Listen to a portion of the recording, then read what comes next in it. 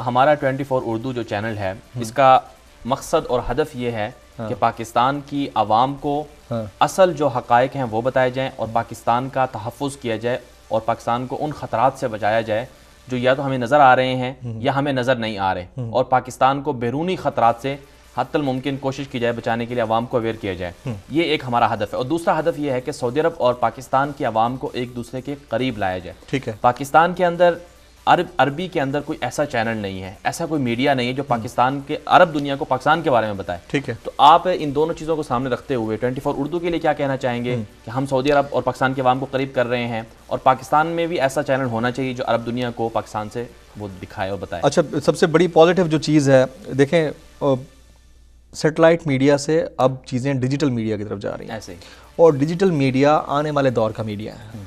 ठीक है।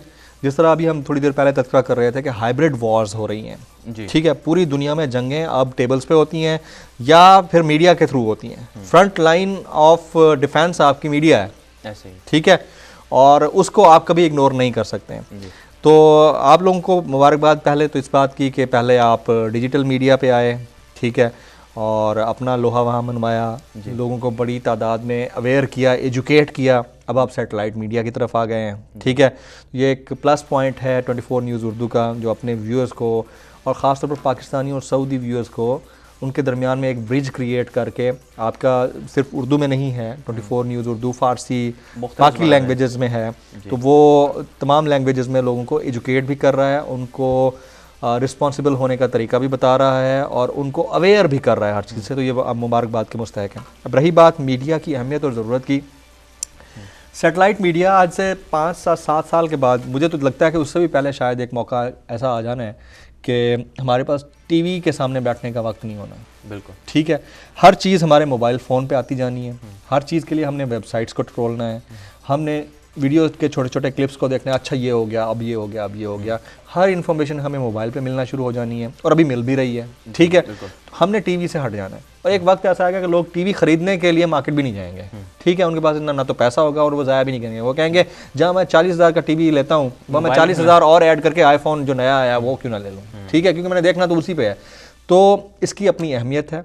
Narrative develop होता है, पूरी दुनिया में डेवलप होता है, ठीक है। पाकिस्तान और सऊदीया जैसे ममालिक के लिए नैरेटिव बिल्डिंग बड़ी इंपॉर्टेंट है। अवाम आपकी, यानी हमारी सऊदीया की और पाकिस्तान की, बड़ी बाशऊर हो चुकी है। एक रेडी वाला, एक ठेले वाला, मासी मीदे से लेकर मासी तक और मासी से लेकर मासूम तक सारे मोबाइल के ऊपर बैठकर एक एक चीज़ को हैंडल कर रहे होते हैं, ठीक है। तो उनकी तालीम कुछ भी ना हो तो उन्हें पता होता है कि फेसबुक पे लाइव कैसे जाना है और अपना नैरेटिव कैसे देना है, ओपिनियन कैसे देनी है। यानी वो वोट कास्ट करना आता हो या ना करना होता हो, फेसबुक पर लाइव जाना उसको आता है, बिल्कुल ऐसे, ठीक है, यूट्यूब पर लाइव जाना उसको आता है। और उस दौर में लोगों के लिए एक अवेयरनेस का प्लेटफॉर्म पैदा करना 24 न्यूज़ का इसको अमल का जाता है। उनको सलाम पेश करता हूं मैं, और आप लोग इसी तरह करते रहें माशाल्लाह से। इसकी अपनी एक अहमियत है, इसको हम इग्नोर नहीं कर सकते।